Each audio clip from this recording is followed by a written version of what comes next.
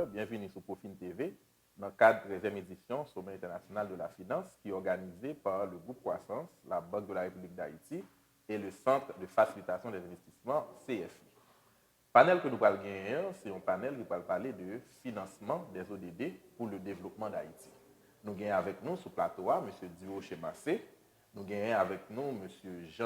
Jean-Dulin Richard et M. Marc Anglade. Avec eux, nous allons regarder différents sujets. Nous allons regarder le financement des ODD en soi, qui s'accueille impliqué.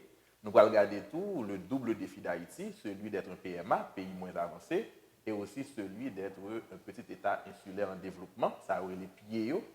Et enfin, nous allons regarder avec M. Anglade lui-même les priorités d'Haïti dans le cadre du programme d'action de Doha. On a commencé avec M. Massé, présentation par là lui-même, c'est financer le développement durable d'Haïti. Bonjour M. Feboué et bonjour aux différents panélistes. Merci. Bon, nom c'est Duo Chemassé. Donc, moi, je suis un fonctionnaire au niveau du ministère de la Planification et de la Coopération externe. Et j'ai une formation en économie appliquée, options statistiques et tout, une formation avancée dans l'aménagement du territoire et le développement local. Donc, je vais vous entretenir sur le financement du développement durable en Haïti. Sur ce, il y a quelques éléments qu'on va passer en revue. Il y a c'est quoi le développement durable, les enjeux du développement durable en Haïti, le financement du développement durable et quelques goulots d'étranglement liés au financement du développement durable en Haïti. Pour parler du développement durable, brièvement, le concept de développement durable, donc c'est pour la première fois, c'est à partir de 1980. Donc on est venu avec l'idée du développement durable pour pouvoir commencer à proposer des éléments de solution pour répondre à un ensemble de problèmes. Et en 1987, on est arrivé à une définition officielle, donc on sait tous, le développement durable, c'est un mode de développement qui permet de répondre aux besoins de la génération présente sans compromettre ceux de la génération future. Et aussi, depuis lors, il y a tout un ensemble de pourparlers qui ont été faits pour arriver en 2000 aux objectifs du millénaire de développement. Donc, ça a une période de 2000-2015. On a 8 objectifs millénaires de développement, 20 cibles, 60 indicateurs, et aussi, dans les OMD, on a tenu compte de 2 dimensions, la dimension sociale et la dimension économique. Et tenant compte d'un ensemble d'indicateurs qui n'ont pas été réalisés, on est venu avec les questions, les objectifs de développement durable pour pouvoir tenir compte d'une 3e dimension qui est la dimension environnementale. Et il y a ces 3 dimensions, la dimension sociale, la dimension environnementale et la dimension économique, pour cerner les aspects du développement durable. Et maintenant, passant des OMD aux ODD, c'est parce qu'on a fait un constat. Le constat, c'est qu'il y a un ensemble d'éléments qui n'ont pas été arrivés à maturité. Par exemple, la question d'élimination de la pauvreté, assurer une éducation primaire pour tous, réduire la mortalité des enfants, améliorer la santé maternelle, assurer un environnement durable, tout ça. Et pour nous en Haïti, il y a des progrès qui ont été faits, mais ça n'a pas été satisfaisant à tous les points. Donc, c'est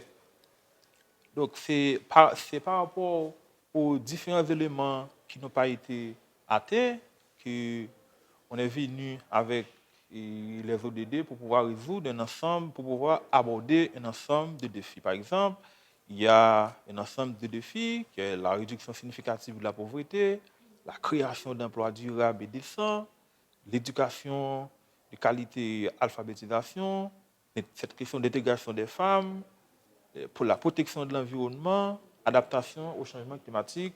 Donc, ça reste un ensemble de défis qu'on doit aborder. Et pour aborder tout ça, il faut avoir un cadre. Et le cadre, c'est qu'au niveau du pays, nous avons un cadre de planification qui a décrit une vision nationale de développement. On appelle le plan stratégique de développement d'Haïti, qui a une vision qui est la refondation de la nation. Et pour arriver à cette refondation de la nation, on doit arriver à une société équitable, juste, solidaire et conviviale, vivant en harmonie avec son environnement, sa culture, une société moderne où l'état des droits, la liberté d'association et d'expression et l'aménagement du territoire sont établis. On doit arriver aussi à une société dotée d'une économie moderne, diversifiée, forte, dynamique, compétitive, ouverte, inclusive, avec une dimension territoriale et résiliente à tous les niveaux. Et en dernier lieu, on doit arriver à une société où l'ensemble des besoins de base de la population sont satisfaits en termes quantitatifs et qualitatifs. Et la vision nationale de développement d'Haïti, qui est la refondation de la nation, on a 4 grandes refondations pour sous-tendre cette vision. Il y a la refondation territoriale, il y a la refondation économique, il y a la refondation sociale, il y a la refondation institutionnelle. Et aussi, pour pouvoir soutenir cette vision, il y a le programme de modernisation de l'État 2018-2023, il y a les stratégies sectorielles, il y a les réformes en cours. Aussi, pour aborder ce problème par rapport aux ODD, il y a tout un ensemble de travaux qui ont été réalisés pour pouvoir aborder la question pour pouvoir intégrer les ODD dans les outils de planification. Les ODD, il y a un travail qui a été fait pour pouvoir aligner les ODD par rapport aux différentes refondations. Donc, on pourrait voir que les ODD 2, les ODD 4, 6, ODD 7, 9, 11, 13, 14, 15, en rapport avec la refondation territoriale et idem pour les autres ODD. Donc, il y a tout un travail qui a été fait pour montrer une sorte d'alignement des ODD par rapport à la vision nationale. Et au niveau et aussi, il y a une feuille de route qui a été élaborée pour pouvoir trouver une porte d'entrée. Et avec cette feuille de route, il y a un plan d'action qui a été élaboré aussi pour pouvoir donner un cheminement pour la mise en œuvre des ODD. On ne pourrait pas aller vers les 17 ODD en même temps. Donc, on a choisi une porte d'entrée avec 11 ODD et un ensemble de cibles qui ont été priorisées. Donc, on n'a pas choisi tous les cibles, mais il y a un ensemble de cibles qui ont été retenues pour pouvoir aborder cette question des données. C'est dans le plan d'action.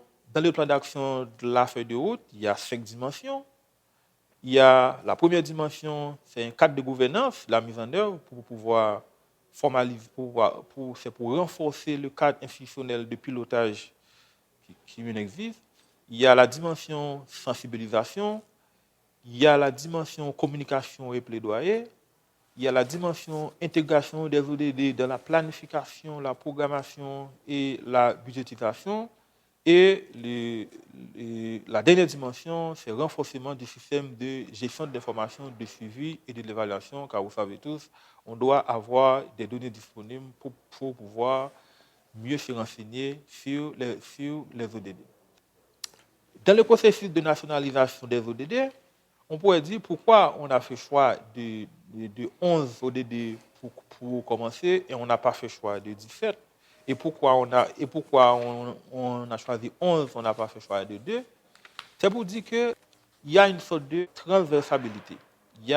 Lorsqu'on agit sur un ODD, ça a des impacts sur les autres ODD. Par exemple, si on agit sur l'ODD 1, qui est éradication de la pauvreté, donc ça va avoir des impacts sur l'ODD 2, sur l'ODD 3, en rapport avec la santé, l'éducation, l'égalité des sexes, et jusqu'à l'ODD 16. Donc c'est pour dire qu'à chaque fois qu'on agit sur un ODD, donc ça a des impacts sur les autres ODD. Et pour arriver à la mise en œuvre des ODD, on doit avoir des moyens disponibles. Et pour aborder cette question de moyens, donc dans la conférence Addis Abeba, on a inventorié un ensemble d'éléments pour pouvoir mieux aborder la question du financement des ODD. Et parmi ces moyens, il y a le cadre intégré national de financement, qui est un mécanisme de financement. C'est un mécanisme qui est là pour pouvoir explorer un ensemble de pistes et pouvoir comment trouver les moyens disponibles pour pouvoir financer les ODD. Car, comme vous savez tous, ce n'est pas l'international qui va vous financer totalement les ODD, mais au niveau national, il y a tout un ensemble d'éléments, il y a tout un ensemble de préparatifs à faire pour pouvoir arriver à financer les ODD. Donc, on doit déterminer les besoins en financement pour atteindre les ODD et les cibles du pays. On doit aussi évaluer le paysage financier, c'est-à-dire les questions en rapport avec finances publiques, comment augmenter la base taxable et le budget en points politiques, les aides publiques et au développement, et les questions qui ont rapport avec aux finances privées, les banques commerciales, les questions d'investissements nationaux. On doit évaluer les risques, c'est-à-dire exogènes, c'est-à-dire comment les catastrophes pourraient impacter la mise en œuvre des ODD. Il y a aussi les chocs, par exemple, Covid-19. Donc, ça a été un choc, c'est comment mettre des dispositifs pour mieux s'organiser pour faire face aux différents éléments et de voir aussi des contraintes majeures du financement en termes de réglementation et aussi en termes de problèmes qui existent au niveau de l'administration publique, c'est comment gérer tout ça. Et on doit regarder aussi quels financements sont nécessaires pour atteindre les ODD, comment estimer les coûts de ces investissements sur la durée prévue, quelle conjugaison de financement est plus adaptée pour les cibles visées, et aussi des questions de synergie avec d'autres actions du plan stratégique pour assurer de la complémentarité des financements. Quel est l'écart de financement par rapport au financement actuel? Et aussi, on doit regarder les méthodes d'estimation des coûts qui sont en rapport avec des approches descendantes ou ascendantes pour financer les ODD. Et maintenant, pour financer les ODD, il y a tout un ensemble d'éléments qui ont été identifiés pour pouvoir trouver des moyens pour arriver à financer les ODD. C'est environ 8 études qui ont été réalisées au sein du cadre intégré national de financement pour pouvoir voir comment explorer les pistes. Et parmi ces études, il y a une étude qu'on a donnée une cartographie des sources de financement de l'économie haïtienne pour pouvoir arriver à financer les ODD et financer le développement durable en Haïti. Et pour les sources, il y a des sources publiques internationales, il y a des sources privées internationales, et il y a des sources publiques au niveau national et des sources privées nationales.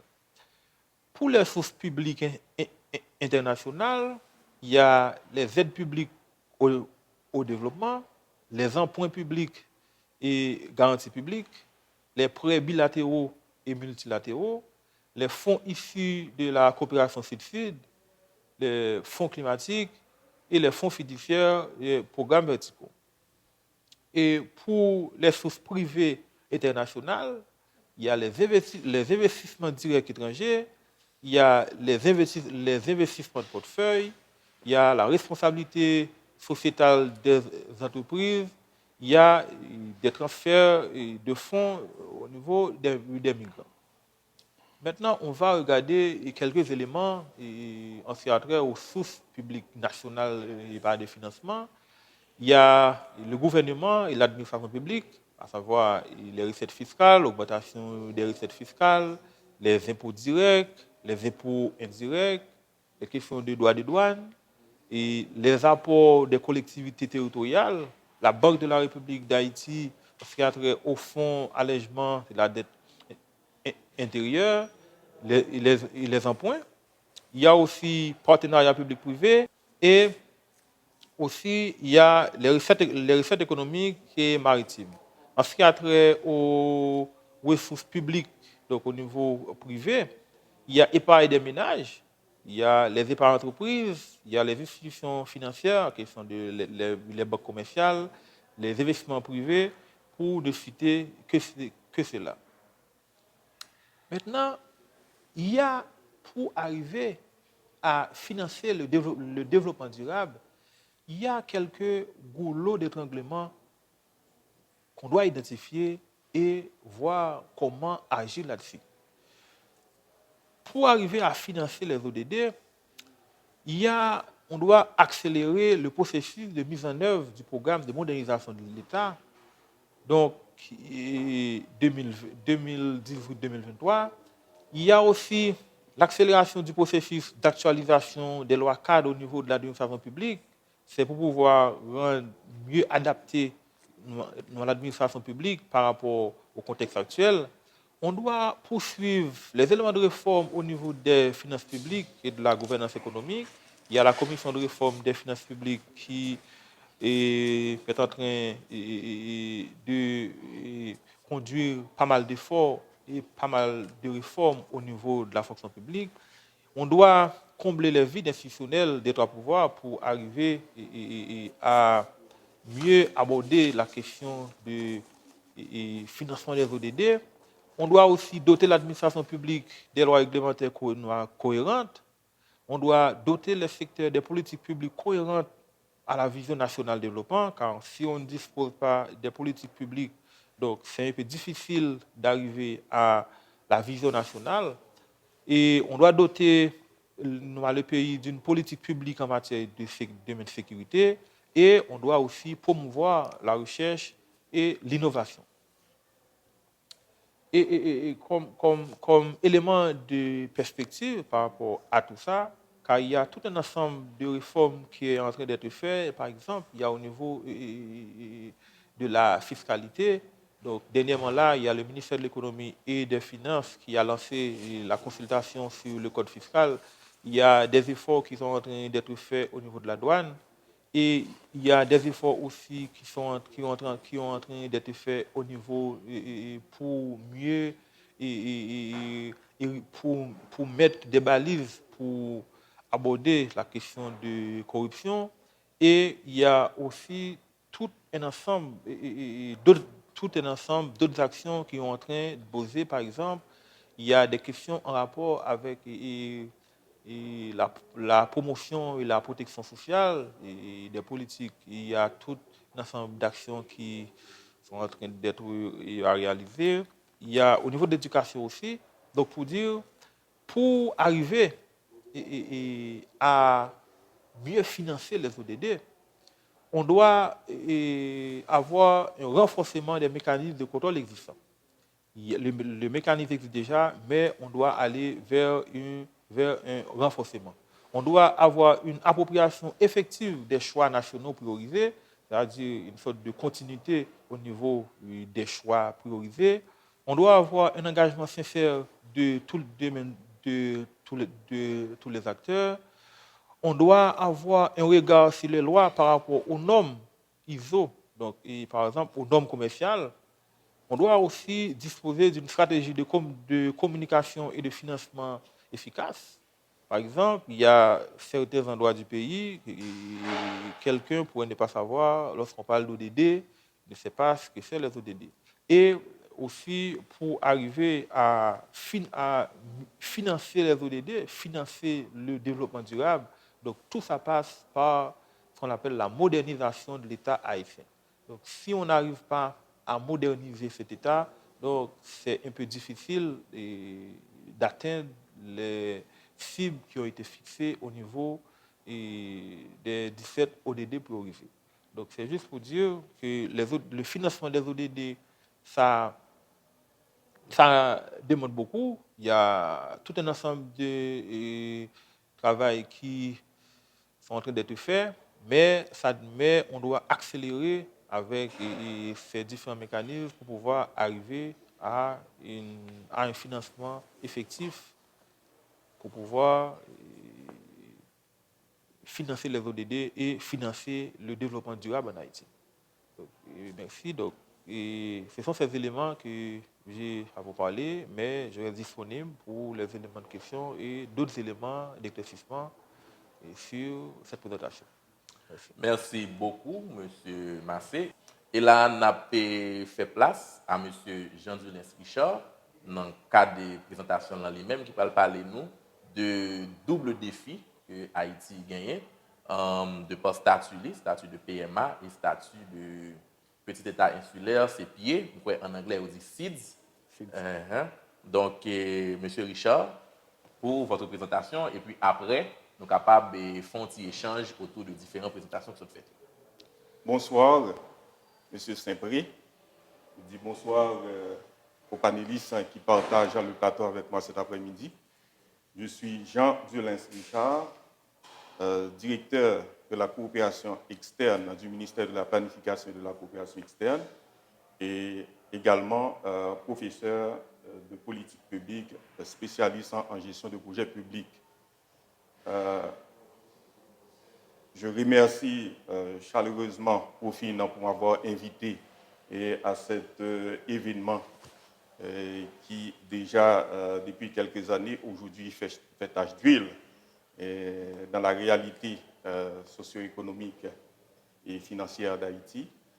Donc c'est un plaisir pour moi de pouvoir parler autour de cette thématique. Bien avant, je dois féliciter également les organisateurs de ce sommet, à savoir Groupe Croissance, BRH et Centre de facilitation des investissements. Donc, aujourd'hui, l'invitation m'a été faite pour parler de PID et PMA comme étant un double défi pour Haïti. En réalité, on ne peut pas parler de PEID et PMA sans les placer dans le contexte global en lien avec le changement climatique au niveau planétaire. Là, nous avons le sommaire de cette présentation qui comporte quelques 7 points. Donc, nous allons introduire d'abord en parlant des principaux enjeux de la planète, où s'insèrent en quelque sorte les PEID et les PMA. Donc, en termes d'introduction, on peut parler des principaux enjeux de la planète. Il y a une exploitation des ressources naturelles qui devrait se faire en respectant en quelque sorte les besoins présents et sans compromettre la satisfaction des besoins des générations futures. Il y a aussi comme enjeu l'accès équitable des États à la technologie pour mieux gérer les ressources et réduire les disparités sociales. Il y a aussi la lutte contre la corruption, le développement du capital humain et la coexistence pacifique entre les États. Et il y a aussi les grands défis auxquels la planète doit faire face. Ces défis sont pour la plupart la maîtrise de la croissance en démographie, la gestion des ressources naturelles, la cohésion sociale, l'innovation en technologie et la bonne gouvernance.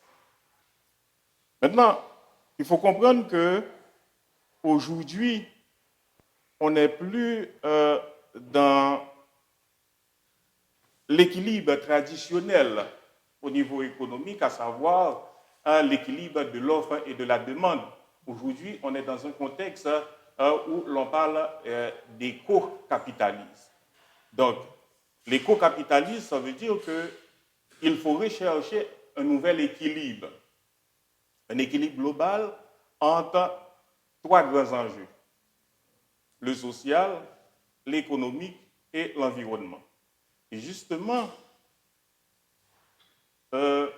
cet enjeu-là se situe à cette intersection-là, à ce carrefour-là, qui met en évidence l'équilibre entre ces trois grands enjeux, à savoir l'économie qui ne peut pas se développer sans puiser ses ressources au niveau de l'environnement.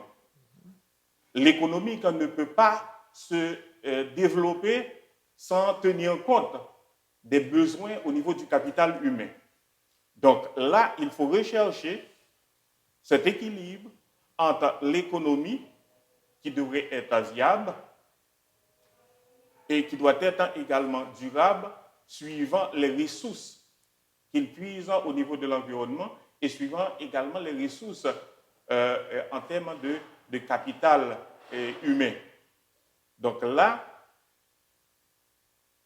cet équilibre-là fait aujourd'hui une obligation à ce que les entreprises tiennent compte de la viabilité des ressources environnementales, tiennent compte des besoins en matière du capital humain pour, en quelque sorte, assurer la stabilité sociale à travers des emplois décents dont vient de parler mon collègue Massé.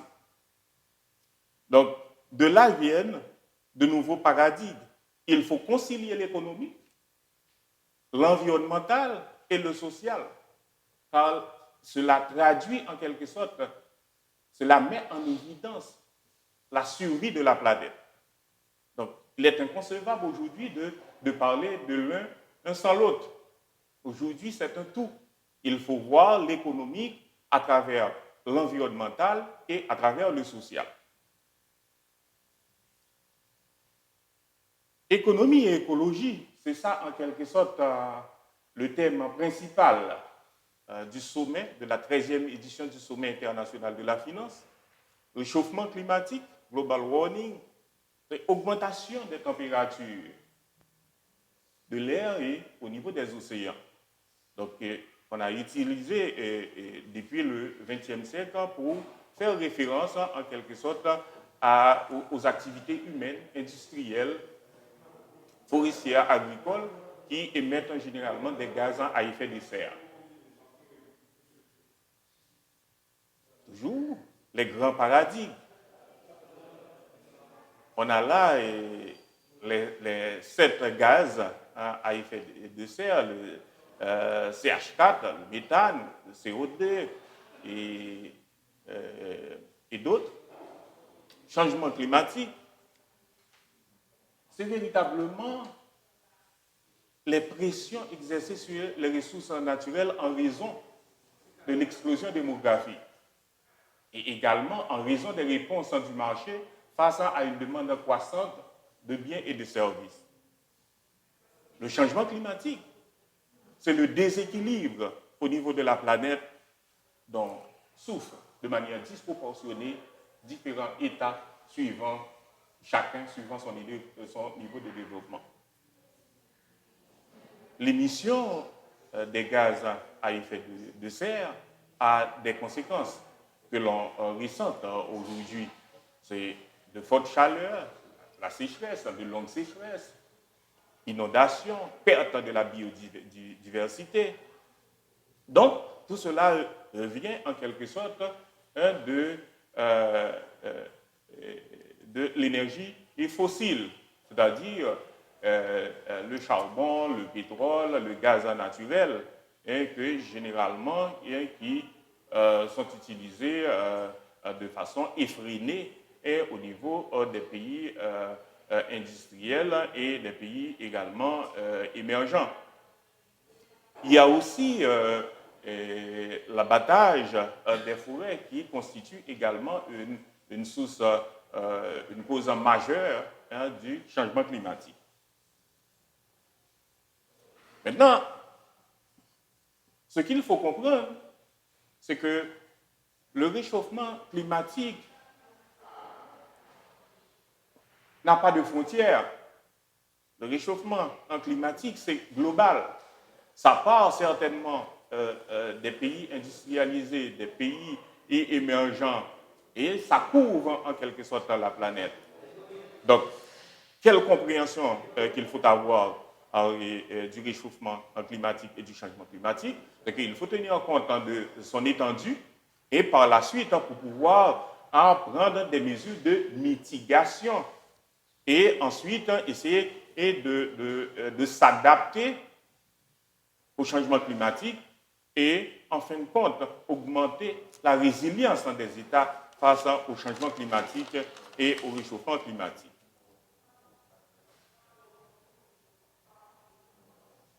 On est toujours dans les grands paradigmes.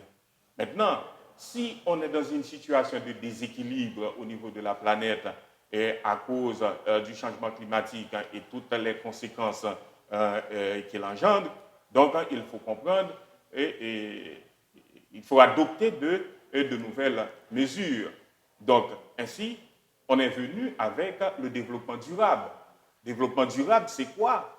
Mon collègue vient d'en parler, mais j'ajouterais que c'est une approche qui aide à obtenir et à préserver un environnement naturel et bâti sain, une économie prospère, également une société dynamique et juste pour les générations présentes et futures. C'est là le véritable enjeu. C'est là également la manière de vivre qui permet de concilier les objectifs de performance économique, les ambitions de protection et de préservation de l'environnement et également un développement social commun positif. Donc, s'il en est ainsi, eh bien, le développement durable se trouve suspendu à toutes les lèvres au niveau international. Les sociétés sont face à un défi de taille. Repenser justement leur modèle pour pouvoir reconstruire pour un avenir plus durable, plus positif et plus juste pour l'humanité. Donc, le développement durable est au cœur de toutes les réflexions et dans tous les domaines. Massé vient de parler des choix prioritaires d'Haïti. Haïti a fait choix de 11 ODD prioritaires parmi les 17 compte tenu de ses possibilités, de ses moyens et en termes de ressources pour pouvoir adresser et en quelque sorte les ODD. Les grands paradigmes. Donc, à la recherche de l'équilibre, la population mondiale a atteint déjà en 2022 les 8 milliards d'habitants. Il est donc nécessaire, obligatoire, de rechercher ce nouvel équilibre entre la croissance démographique et le développement durable. Et au fait, la relation entre la croissance démographique et le développement durable se révèle complexe et a un caractère multidimensionnel selon Liu Zhengming, secrétaire général adjoint des Nations Unies aux affaires économiques et sociales. Une croissance démographique rapide a des conséquences négatives sur l'objectif de lutte contre la pauvreté, lutte contre la faim et la malnutrition et également l'augmentation de la couverture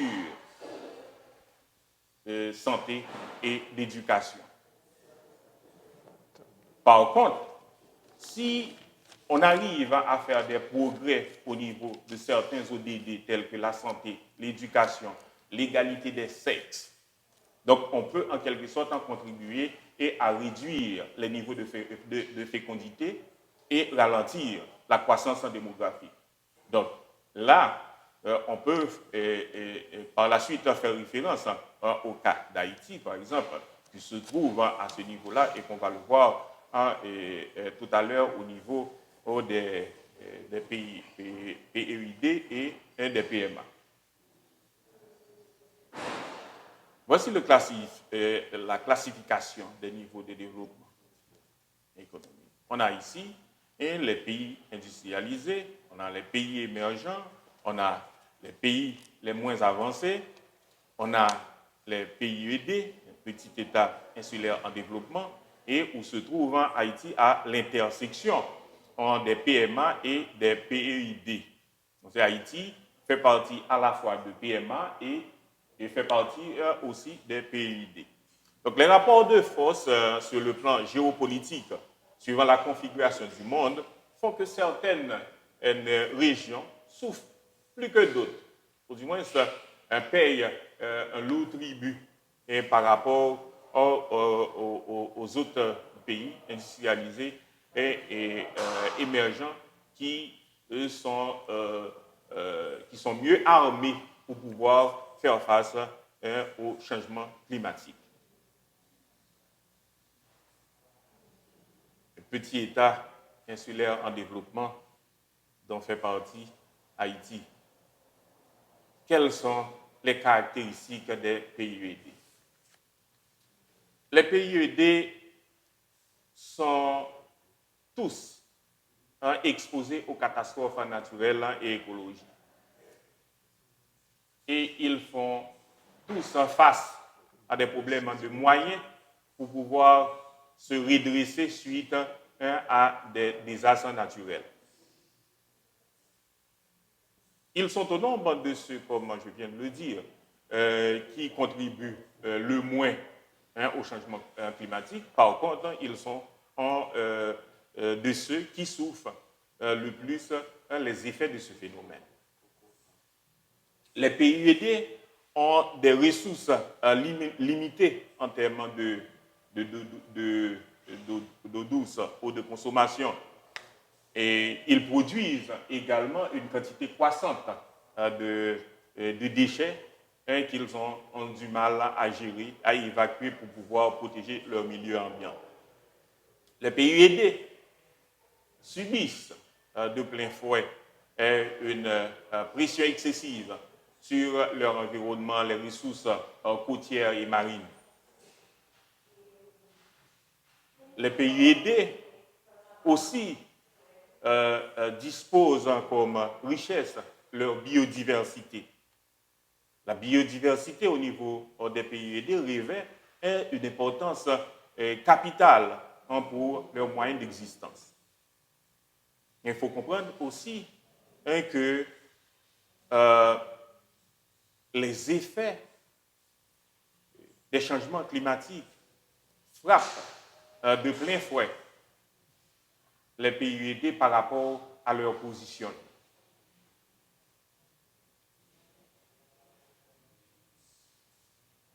On m'a demandé de parler également du double défi d'Haïti comme faisant également partie des PMA. Donc les PMA, les pays les moins avancés, sont au nombre de 46 et se trouvent dans diverses régions de la planète, particulièrement au niveau de l'Afrique, qui en compte 33, l'océan Indien 9, et l'Asie méridionale 3, et l'Amérique latine qui en compte 1, et bien sûr c'est Haïti, malheureusement. Dans sa définition de 2003, le Conseil économique et social des Nations Unies a retenu 3 critères pour déterminer la liste des PMA. Donc, il s'agit de ceux-là qui ont un PIB per capita inférieur à 1025 $. Ouais. Et également ceux-là qui ont un retard au niveau du développement humain et particulièrement au niveau des domaines de la santé, la nutrition, la scolarisation. Et également, ce sont des pays qui ont une économie très peu diversifiée et qui sont basés généralement sur la production, les exportations agricoles et qui sont également caractérisés par une certaine instabilité. Maintenant, depuis déjà 1992, à Rio de Janeiro, on a commencé à mettre le projecteur sur les PIED comme étant des États auxquels il faut accorder une attention particulière. Donc, il y a eu des assises à Rio de Janeiro et par la suite, il y a eu d'autres assises, dont celle de Samoa en 2014, où l'on a défini un certain nombre de lignes d'action pour les PIED. Les PIED, donc au niveau des PIED, on doit promouvoir en quelque sorte une croissance économique soutenu et durable, mais également qui soit à partager et qui soit également équitable. Ouais. Il faut également mener des actions pour pouvoir atténuer, en quelque sorte, les effets des changements climatiques et au niveau des États, des petits États insulaires en développement, compte tenu de leur vulnérabilité au changement climatique. Il faut également protéger leur biodiversité et pour, en quelque sorte, favoriser une gestion responsable des produits chimiques et des déchets dangereux et relatifs à la protection des océans et des mers. Il faut également, en termes de lignes d'action, améliorer la santé des populations, le développement social, en accentuant particulièrement sur la sécurité alimentaire, la nutrition, l'approvisionnement en eau douce, services d'assainissement, réduction des maladies et également l'équité de genre. Il faut chercher également à obtenir la solidarité internationale avec la plupart des agences et d'autres partenaires des Nations Unies en vue d'atteindre ces objectifs. Maintenant, on a fini de dresser, de camper les PUED et les PMA dans un cadre global. Donc maintenant, on va parler d'Haïti et dans son contexte socio-économique et environnemental. Haïti a enregistré un taux de croissance démographique supérieur à sa croissance économique au cours des 4 dernières années. Les investissements dans les infrastructures ont été relativement faibles au cours des 10 dernières années. Les investissements directs étrangers n'ont pas été significatifs, hormis de se réaliser dans le secteur de la téléphonie. Les ressources financières substantielles mobilisées pour les désastres naturels récents n'ont pas pu faire décoller le pays. Et le document de politique nationale officielle du gouvernement n'a pas pu obtenir l'appui financier escompté pour une mise en œuvre en continu. Et là, je vais parler du PSDH. Il y a un déséquilibre structurel entre l'offre et la demande associé à la crise que connaît Haïti depuis 2018, en passant par la pandémie Covid-19, l'insécurité généralisée, tout ça a plongé le pays dans un marasme économique. Il y a le problème de la stabilité macroéconomique. Donc, on s'est rendu compte qu'en dépit des efforts de la Banque centrale pour pouvoir soutenir la goutte, mais la décote se poursuit. Il y a une baisse considérable du pouvoir en conséquence, du pouvoir d'achat de la population. Il y a la mobilité réduite de la population, il y a la fuite du capital humain. Mais au fait, ceci est extrêmement important et je voudrais m'attarder dessus. La fuite du capital humain, ça devrait avoir un impact à court, moyen et long terme sur le développement d'Haïti, le fonctionnement même de l'administration publique comme étant le bras exécutif du gouvernement. Aujourd'hui, les gens sans qui partent sont pour la plupart des cadres de la fonction publique, des professeurs, des médecins, des ingénieurs, des agronomes, etc. Donc, ceci aurait certainement un impact sur le développement d'Haïti à court, moyen et long terme. Parce que ce qu'il faut comprendre, c'est que toute politique, tout programme, tout projet qu'on va mettre en œuvre, on aura besoin d'une équipe de mise en œuvre. Or, cette équipe de mise en œuvre vient nécessairement de l'administration publique comme étant le bras exécutif du gouvernement. Voyez? Donc, il y a également une faible pression fiscale.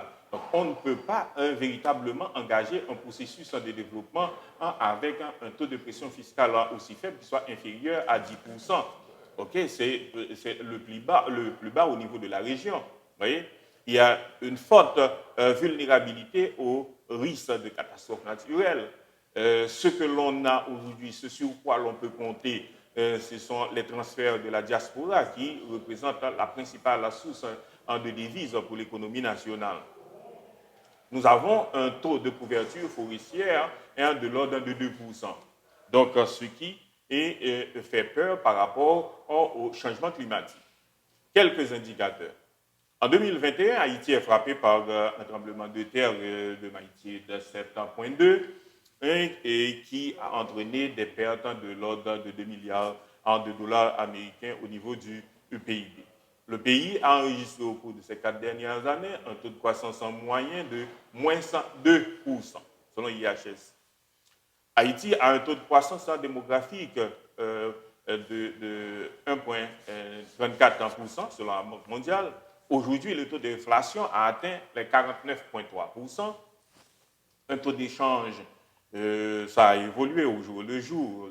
Déjà ce matin, c'est 154,41 pour $1 américain. Et l'insécurité alimentaire touche aujourd'hui les 4,9 millions de personnes selon l'OCHA. Indice de développement humain, nous sommes au 162e rang sur 194 en 2022. Haïti avec un PIB per capita de l'ordre de $824, alors qu'il fait partie de la Caraïbe, un pays comme Belize dispose de $1,800 de PIB, donc qui pourrait faire presque 6 fois le PIB, $4,800, pardon, qui pourrait faire 6 fois le PIB par habitant d'Haïti. On a un taux de couverture forestière, je viens de le dire, selon Aïbopost de 2%.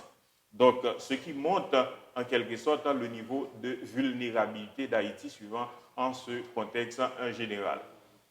Maintenant, quels sont les principaux enjeux d'Haïti? L'un des principaux enjeux d'Haïti, c'est la mobilisation des recettes fiscales. Parce que là, comme je viens de vous le montrer tout à l'heure, avec un taux de pression fiscale inférieur à 10%, donc on n'a pas véritablement de ressources financières pour faire le développement. Un accès aux ressources externes. Et justement, on s'est rendu compte qu'il y a une certaine rarification de l'aide externe au développement. Donc, déjà, avec l'expérience qu'on a eue avec le Petro-Caribé, qui a eu déjà à supplanter l'aide externe traditionnelle. Vous voyez? Donc, aujourd'hui, il faut avoir accès à de ressources externes parce que ce que l'on est capable de mobiliser comme ressources internes, ressources domestiques, sont nettement insuffisantes pour pouvoir enclencher un processus de développement. Donc, il faut également identifier les ressources potentielles souterraines d'Haïti. Parce qu'on a beau dire qu'il y a pas mal de ressources, mais quand même, l'État haïtien devrait se donner l'opportunité de faire une étude pour pouvoir identifier les ressources potentielles souterraines d'Haïti et cela participe au renforcement de la capacité de négociation de l'État haïtien face à l'extérieur dans la mesure où l'on aurait identifié des ressources souterraines qui peuvent en quelque sorte soutenir le processus de développement du pays. Il y a également comme enjeu la lutte contre la corruption. La lutte contre la corruption, et donc il faut quand même que l'on puisse mieux gérer les ressources mobilisées pour le développement. Et également, il y a la question de la préservation de l'environnement. Il y a aussi la connectivité numérique, parce qu'aujourd'hui, on ne peut pas être à la queue leu en matière de taux de connectivité, parce que les services dans la plupart des pays de la région peuvent être obtenus à travers l'Internet. et ça constitue en quelque sorte un enjeu de taille pour le développement d'Haïti pour pouvoir fournir des services de qualité en un temps record à la population. Il y a aussi la question de cohésion sociale, de qu'il y a de disparités et en termes d'accès aux ressources. Donc, en matière de stabilité, donc, il faut penser à la cohésion sociale. Donc, si l'on doit parler des grands enjeux, donc il y a aussi des défis. Donc, et parmi ces défis, il y a la stabilité macroéconomique à assurer. Donc là, on veut parler de la stabilisation des macro-prix en termes de taux d'inflation, taux d'échange et taux d'intérêt. Parce que là, on ne peut pas faire véritablement démarrer l'économie sans que véritablement ces grands agrégats-là soient sous contrôle. Et cela, on sait également à quel niveau la flambée de l'inflation affecte en quelque sorte toutes les couches de la population. Donc, il y va de la stabilité du pays. Il y a lutte contre la pauvreté extrême et l'exclusion sociale. Donc, il y a un lien entre ces différents grands défis-là, il y a un lien entre les différents enjeux aussi, parce que là, on ne peut pas se permettre d'avoir un taux de pauvreté extrême de l'ordre de 24-25% et de pauvreté de 76%. La productivité de l'administration publique, ceci est fondamental, ceci est lié aussi au capital humain, parce qu'on ne peut pas être compétitif véritablement si on ne peut pas augmenter la productivité. Et généralement, quand on voit un gouvernement, quand on regarde la performance d'un gouvernement, donc il faut le regarder par rapport à l'administration publique qu'il pilote. Donc, la productivité au niveau de l'administration publique haïtienne est actuellement très faible et cela s'est empiré avec cette situation conjoncturelle où la plupart des cadres envisagent de quitter le pays. Donc, cela a affaibli et davantage le niveau de productivité de l'administration publique. Parce que véritablement, nous ne sommes pas différents des autres pays. Notre PIB se mesure sur une année, sur les 12 mois. Donc, il faut que l'administration publique ait une plus grande productivité et pour pouvoir véritablement répondre aux attentes de la population en matière de conduite, de mise en œuvre de programmes, de projets et de politiques. Et nous avons aussi comme grand défi la formation et la rétention du capital humain. Donc, ces points-là sont liés. Il y a l'innovation technologique. Il y a aussi la bonne gouvernance. La bonne gouvernance en Haïti actuellement, ce n'est pas un choix, c'est une obligation.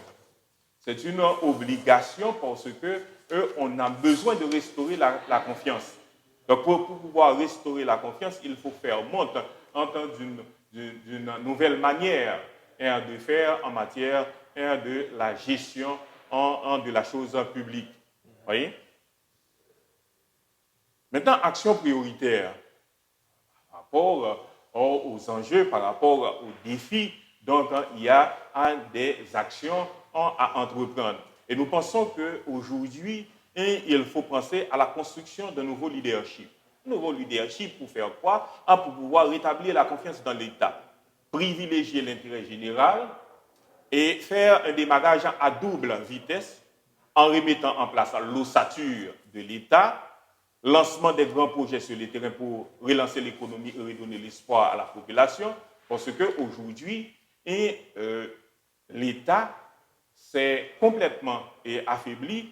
Or, un État fort, c'est un État qui soit apte de conduire les politiques régulatrices de manière à pouvoir corriger les méfaits de la part des agents économiques Et justement, l'État se trouve en situation difficile aujourd'hui et en matière de conduite de ces politiques régulatrices.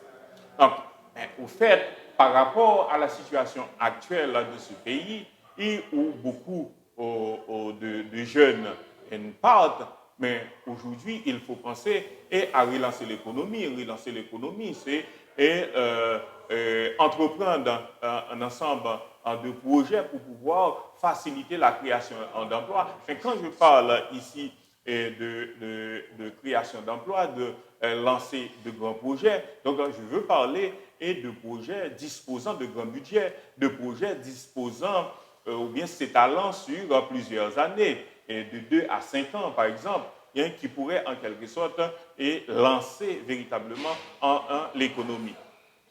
Donc, pour ce faire, il va falloir mettre en place une équipe pluridisciplinaire de projets pour pouvoir identifier un nombre restreint au niveau de chaque secteur des grands problèmes et mettre en place cette équipe pour pouvoir réaliser des études avec l'aide des experts locaux et internationaux. Et par la suite, on va devoir monter des projets d'envergure allant de 2 à 5 ans, de manière à pouvoir doter le territoire des équipements collectifs nécessaires à son développement. Il faut également mettre en place un comité de négociation pour la recherche des fonds sur la base des projets bancables. Donc, on ne va pas rechercher du financement les mains vides. Donc, il faut avoir des projets bien étudiés, bien ficelés, avec l'aide d'experts locaux internationaux et pour pouvoir partir en quête de nouveaux financements. Parce qu'en réalité, il y a toujours des possibilités de financement s'il y a de bons projets. Il faut d'abord avoir des projets pour pouvoir en solliciter du financement au niveau international. Quelque part, il existe toujours des ressources financières auxquelles on peut avoir accès, mais il suffit d'avoir de bons dossiers de projet. Il faut également engager des négociations avec les agences financières internationales pour une assistance technique et financière directe à l'État sur le long terme.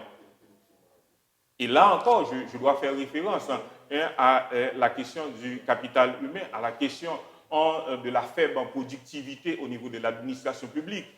Parce que là, pour obtenir de l'appui budgétaire, par exemple, cela ne se fait pas justement au petit bonheur. Donc, il y a des conditionnalités à respecter. Et parfois, ces conditionnalités sont d'ordre fixe et variables. Donc, il faut que l'on puisse être capable de répondre à temps aux conditionnalités et avancées par les partenaires financiers internationaux, justement pour pouvoir avoir accès à cet appui budgétaire à temps dont l'État haïtien attend besoin.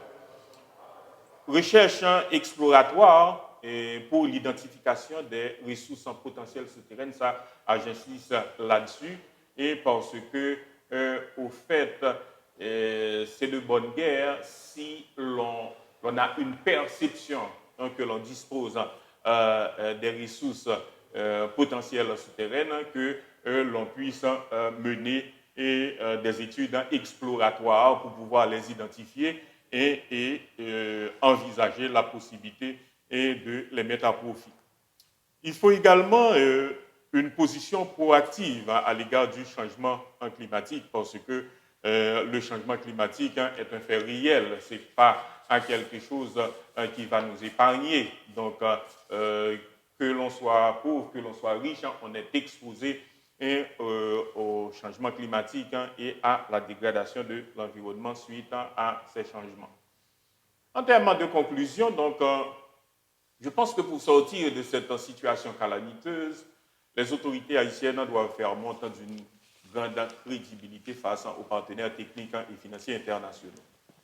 Les acteurs haïtiens doivent comprendre que les investissements suivent les idées et non l'inverse. Donc, on engage des négociations sérieuses sur des projets. le gouvernement doit décréter une forme d'état d'urgence administrative sur les grands chantiers à mettre en œuvre nécessaires au démarrage du pays. Je vous remercie. Donc, moment arrivé pour nous suivre la présentation. M. Marc Anglade qui va aller échanger avec nous une présentation autour du programme d'action de Doha.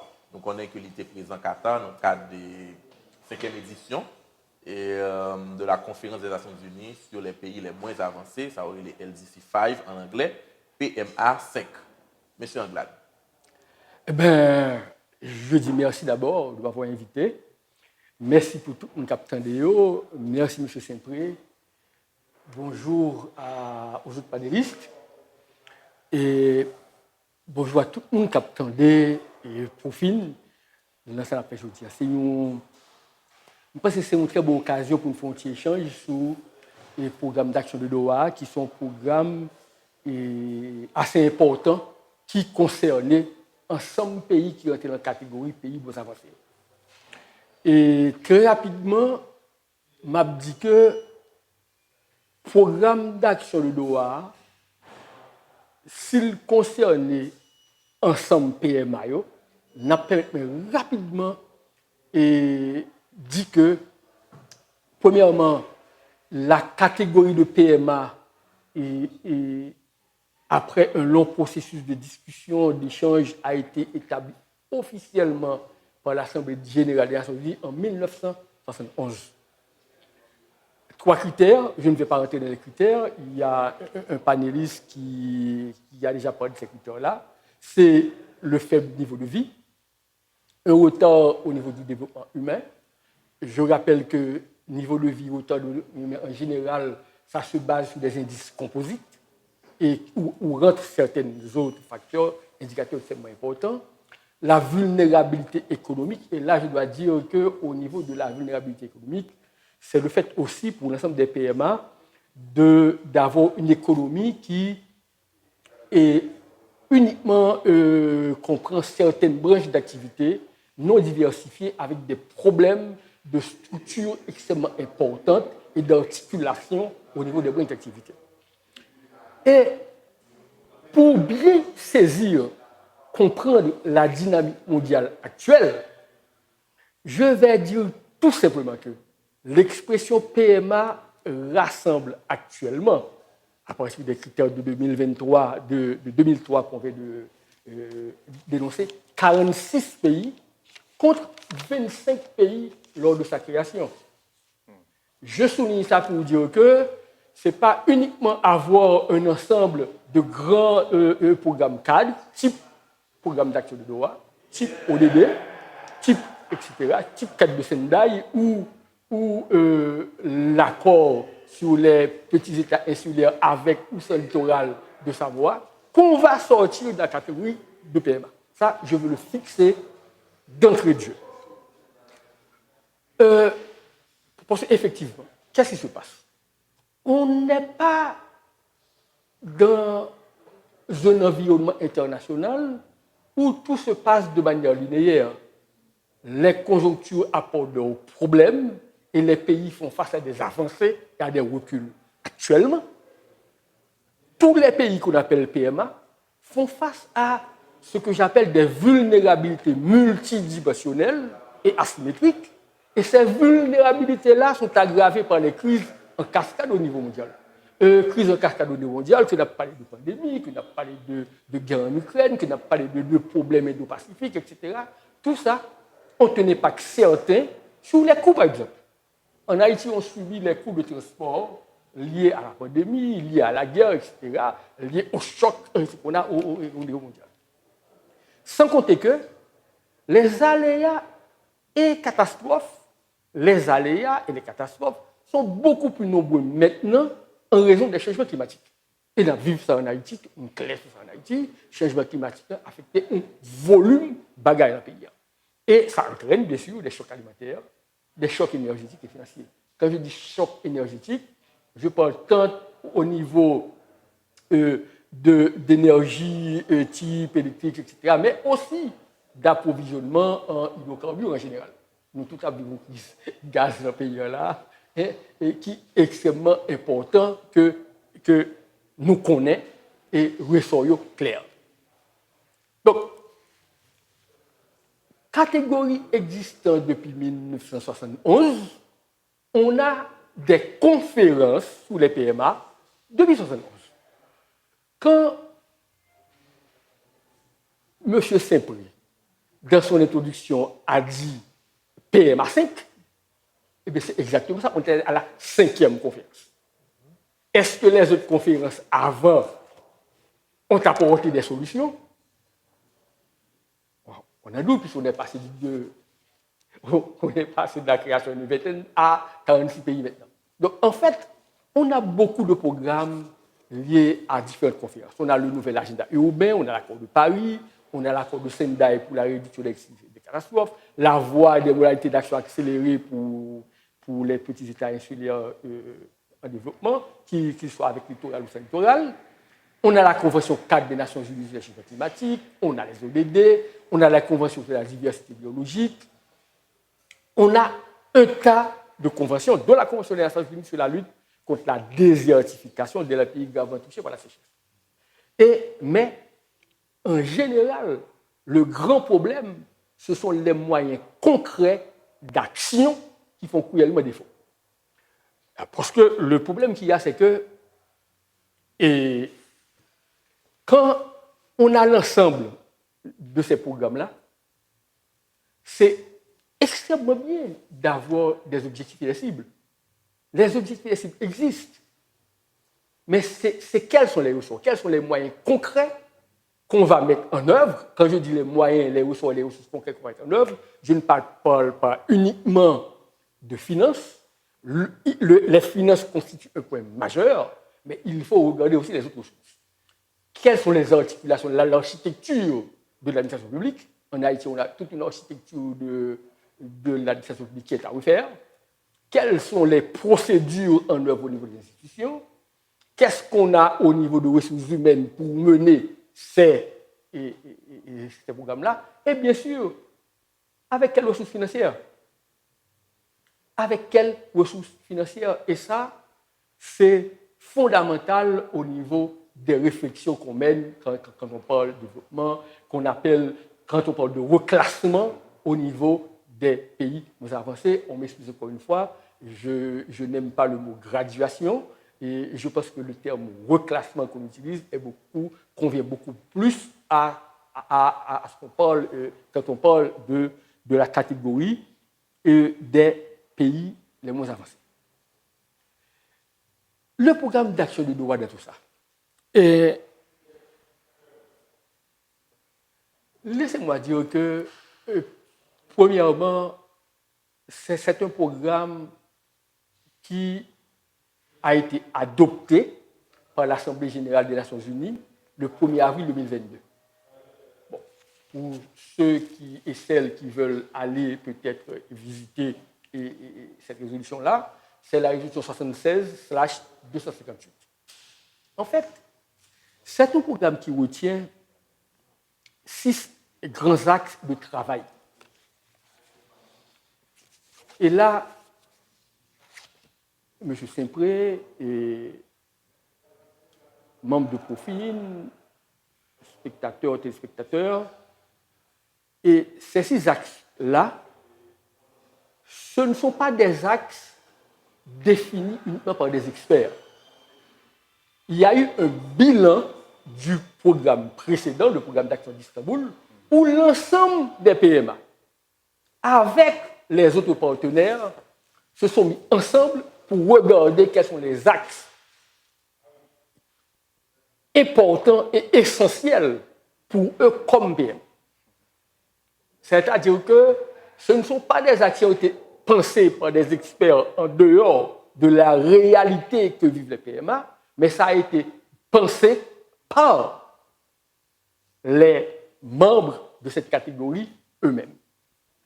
Ces axes-là, ça rejoint certains objectifs et cibles des ODD, c'est investir dans les personnes, renforcer les capacités et éradiquer la pauvreté. Ça correspondrait à a l'objectif de ne laisser personne de côté. Pas quitter personne derrière, on va ensemble, si nous sommes sortis, là, ça nous est là, là, bagaille n'a vivre là. Ensuite, et c'est extrêmement important, c'est comment les PMA peuvent tirer parti de la puissance de la science, de la technologie et de l'innovation. Troisième axe, c'est soutenir la transformation structurelle comme moteur de la prospérité. Je disais tout à l'heure, et c'est important, qu'on a beaucoup de PMA qui opèrent à partir de 4 grandes branches, 5 grandes branches d'activité. Haïti, c'est 4 grandes branches, pas plus. Et ces branches-là ne sont pas forcément articulées en elles-mêmes pour pouvoir avoir des effets d'entraînement capables d'apporter une croissance prolongée, accélérée, avec effet d'entraîner le pays vers un reclassement et en dehors des PMA. C'est renforcer le commerce international et l'intégration régionale, la lutte contre le changement climatique et le renforcement de la résilience, parce qu'on ne peut pas penser croissance économique sans penser aux impacts au niveau de l'écologie. Si on pense à l'agriculture, il faut penser aussi à l'agroécologie. Et bien sûr, mobiliser les partenariats internationaux pour un reclassement durable au niveau des PMA.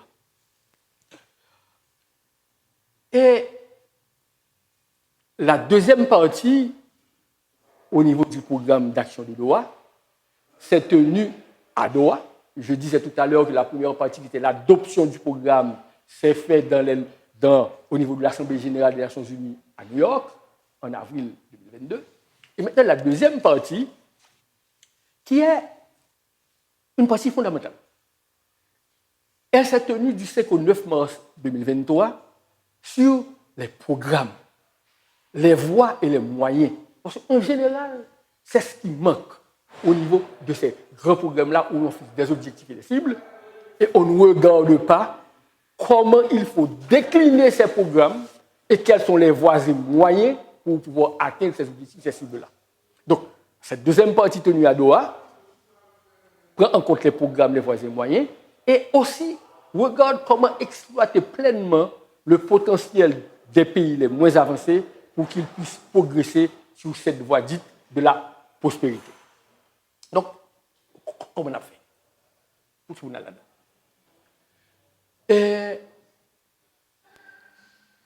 Au niveau du programme d'action de Doha, il y a 2 points essentiels. Laissez-moi dire que, avant d'entrer dans ça, l'ensemble des pays ont procédé à l'évaluation, le bilan du programme d'action d'Istanbul. Et Haïti était le seul PMA de la zone de l'Amérique. L'évaluation d'Haïti a été faite en même temps que l'évaluation des PMA de l'Afrique. Sur la base de ce bilan-là, on a établi les axes, mais aussi, on a procédé à l'élaboration de plans et regarder quels sont les partenariats nécessaires pour concrétiser les promesses et les ambitions du programme d'action de Doha pour les 10 prochaines années. Le deuxième point majeur, c'est comment mobiliser un soutien international en faveur des PMA pour aider à surmonter les défis structurels, éradiquer la pauvreté et atteindre les objectifs de développement fixés. Et tout ceci a été fait, je dirais, avec un accent particulier sur le financement.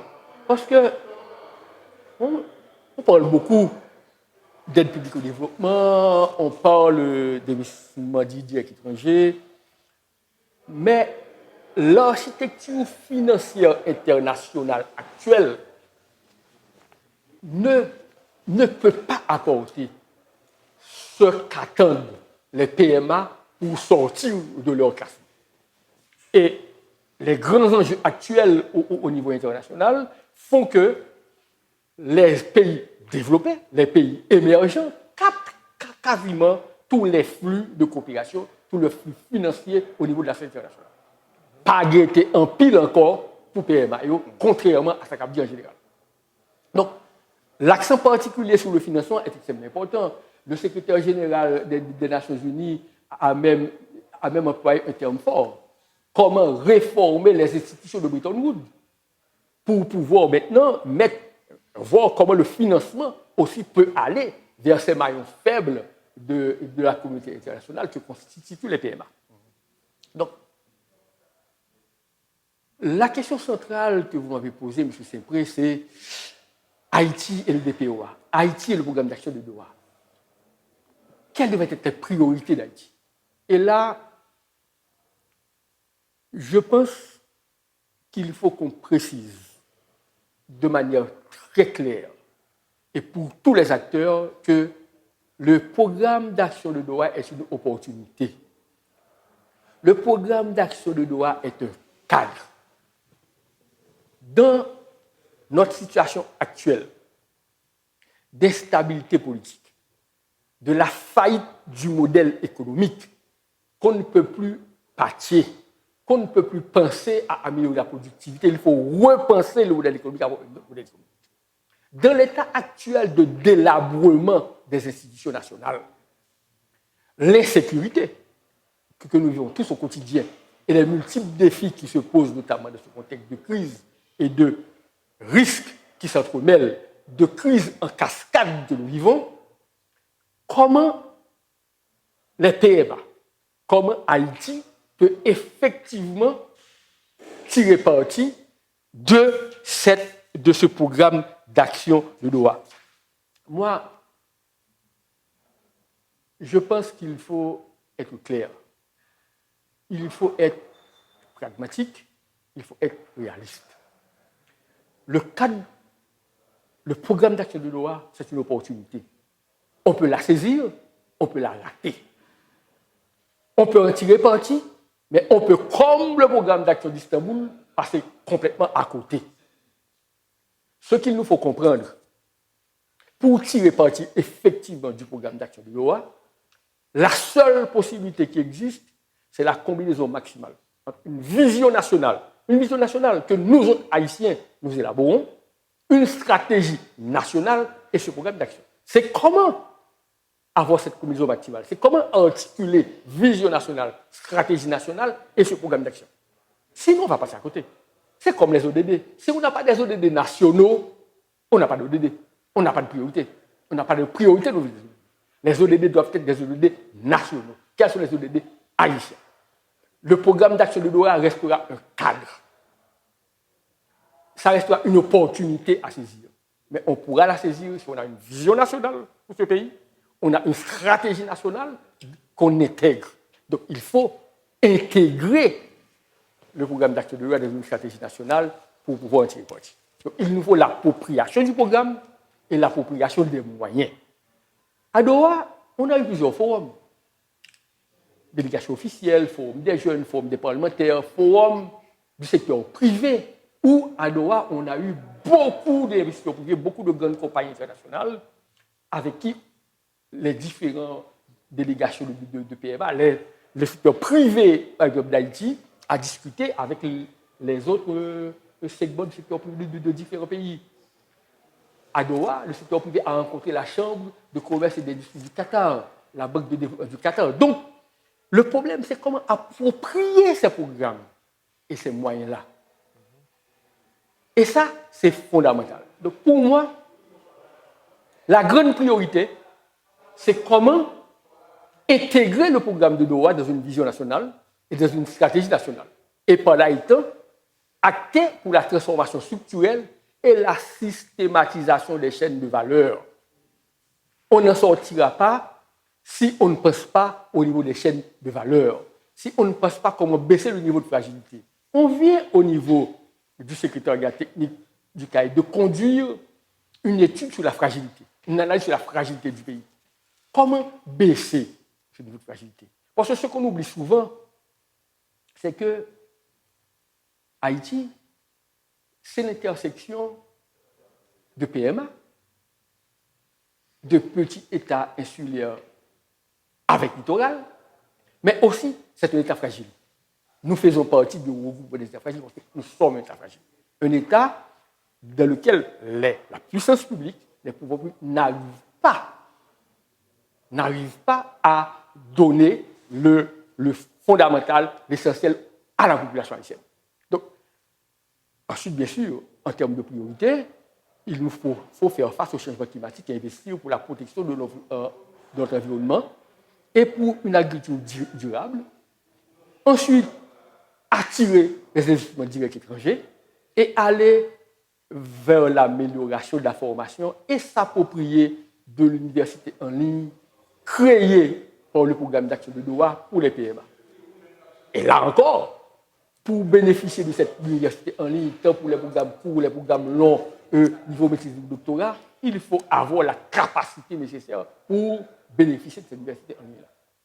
Et finalement, viser le mot magique actuellement en Haïti, qui est le mot émergence. Bref, pour moi, nos priorités doivent regarder les transformations structurelles, les chaînes de valeur, le changement climatique et tout investissement en protégeant notre environnement, si on parle d'agriculture durable, l'attraction des IDE, qui est fondamentale pour si on veut en sortir, l'amélioration de la formation, le renforcement de capacité, et c'est ça pour moi, la voie de sortie durable. Et si vous me permettez une petite introduction rapide, en dehors de comment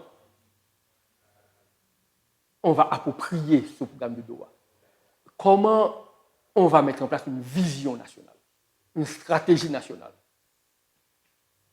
Je pense qu'il nous faut dire il nous faut aussi dire que c'est fondamental de finir, de terminer avec ce que nous appelons le syndrome des œillères humanitaires.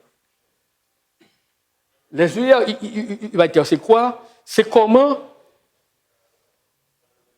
lutter contre cette incapacité d'avoir au-delà des objectifs humanitaires comme moyen d'engagement bilatéral et multilatéral. Parce que ce qu'il nous faut, c'est l'aide publique au développement et des investissements. C'est aller au-delà de ces œillères humanitaires où, à chaque fois qu'on parle PMA et qu'on parle Haïti comme PMA, on voit l'aide humanitaire. Il nous faut sortir de ce syndrome-là, comment engager les bilatéraux et les multilatéraux au-delà de cette aide humanitaire-là pour avoir de véritables aides au développement et de véritables investissements. Et concentrer les fonds de financement innovants pour le développement, pour les changements structurels, afin de défaire les nœuds gordiens. Voilà, moi, ce que je dirais à la question centrale, qui est celle des priorités d'Haïti lorsqu'on regarde le programme d'action de Doha. Donc, la première priorité, c'est la stratégie nationale, la vision nationale, et ensuite, s'approprier des objectifs, des cibles, des voies et des moyens. Voilà, monsieur. D'accord, merci beaucoup. Merci beaucoup, M. Anglade. Merci beaucoup, M. Richard. Et merci beaucoup, M. Massé. Donc, maintenant, M. Massé, est-ce que gagner une évaluation, bien un état des lieux, des besoins en financement des ODD qui est réalisé? Si oui, côté nous situer nous, parce qu'on n'a pas eu de financement des ODD, est-ce que nous avons déjà une braquette, on barème dans tête nous pour dire que voilà combien que nous avons besoin pour financer, ne serait-ce que les 11 ODD que nous avions choisi de prioriser, ne serait-ce que pour financer ces 11 ODD-là. Donc, ce besoin en financement, il est de combien? Monsieur Richard, nous avons suivi avec un pile intérêt, vraiment, défi bien charpenté, mais c'est comme si le poids de l'instabilité politique et on senti que vous avez manqué de mettre accent sur lui. Or, nous avons une instabilité politique chronique depuis plus de 3 décennies. Maintenant, c'est comment vous arrivez à marier l'instabilité chronique à ce double défi. Et je dirais même triple défi, celui d'être un PMA, un petit État insulaire en développement avec littoral et un petit État insulaire en développement tout court. Donc, il y a l'instabilité politique. Et un pays fragile. Exactement, un État fragile. Et puis, M. Anglade, pour nous finir, simplement, que faut-il faire pour être classé? Je dis à la. À vous, messieurs. Oui, bon, et pour les chiffrages du besoin de financement, et il un mécanisme cadre intégré national de financement qui a un ensemble d'études qui l'a fait pour garder possibilité pour explorer pour explorer des endroits côté comment qui côté et comment on a besoin comme pour nous financer et au DDO. Mais même là encore c'est il y a une complexité en dedans. Parce que même le choisi ou dit ou une porte d'entrée, on va entrer par 11 ODD, mais dans 11 ODD, ou pas choisir toute cible qui est en dedans 11. Donc, il y a une nécessité pour nous finir avec les documents de choix, parce que normalement, choisir ODDO et identifier Cibio et puis tout pour nous arriver dans la commission de mise en œuvre. Donc, documents ça sont documents qui sont public pour tout le monde capable de consulter. Mais arriver avec nos besoins, tant millions pour nous aller vers ODD autant millions et nous poco. OK, il y a des actions à poser dans la mise en œuvre de DDO, mais globalement, pour me dire, on a besoin de 100 millions, on a besoin de X millions, on a besoin de Y millions pour aller vers la mise en œuvre de DDO. Donc, beaucoup d'éléments de solution, mais mécanisme cadre intégré national de financement, il y a travaillé sur ça pour capable, formellement, pour nous arriver à atteindre au DDO définitivement, mais qui enveloppe que nous avons besoin. Mais il y a des scénarios qui sont faits pour dire pour qu'on ait combien on a besoin, mais de manière définitive. Donc, pour qu'on ait un montant fixe définitivement pour réussir à atteindre 17 et 11 ODD ou bien quantité ODD n'a priorisé, mais tel montant. Donc, ça sont données qui beaucoup disponibles. Oui, oui. Monsieur Richard, le poids de l'instabilité dans ce triple défi. Bon, en réalité, question instabilité sont questions fondamentales qui affectent en quelque sorte un processus de développement en Haïti. Et c'est un sujet que souvent m'évoqué avec étudiants, dans le sens que, on toujours prend exemple, un père de famille qui a travaillé pour 10 000 gouttes, et puis chaque mois, on mettait 500 gouttes d'un côté, et on va faire une sorte de constituer une épargne. Mais au fait, automatiquement, on perd du emploi ça, et on va le désépargner. On va le désépargner, et justement, question instabilité politique, ça, il fait payer à régresser en pile, ouais, et faut même garder lui. Et par rapport à une période de 1986 à 2000, si vous regardez la quantité de gouvernement qui passait en Haïti par rapport à de l'autre côté de l'île, la République dominicaine, vous allez tout simplement vous rendre compte que l'instabilité politique a rendu service en matière de développement. Donc, je me toujours des étudiants aussi, instabilité politique et fait pays bien, et bien Haïti est plus riche dans le monde. Voyez? Donc, sur la période 1986 à 2000, facilement, on va voir combien de présidents qui passaient en République dominicaine. Peut-être qui est capable de réélu, on va voir Balaguer, on va voir Leonel Fernandez, on va voir Danilo Medina, on va voir il y a eu Meïa également, etc. Donc rapidement, on va voir que 4-5 gouvernements qui passent en République dominicaine. Mais au fait, c'est toujours en surprise que les m'a énuméré pour étudier combien de gouvernements, combien de types de gouvernements nous passaient de toutes les gouvernement provisoire, types de gouvernement provisoire, avec ou sans un président, avec ou sans premier ministre, etc. Donc c'est de cas qui justement gagnaient une répercussion très négative sur l'État, sur le niveau de développement d'Haïti. La stabilité a possibilité que le tabanou, c'est aussi bien qu'un père de famille qui a fait accumulation de capital, mais pays à tout, et à chaque exercice fiscal, vous mettez en œuvre un budget qui permet de construire tant kilomètres de canaux d'irrigation, tant kilomètres de routes, tant écoles.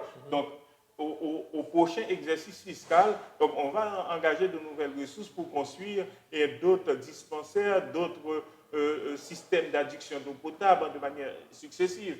Mais quand on est dans la situation de l'instabilité politique, malheureusement, les ressources, on dépense. L'État a toujours pour ses besoins, l'État a ses besoins.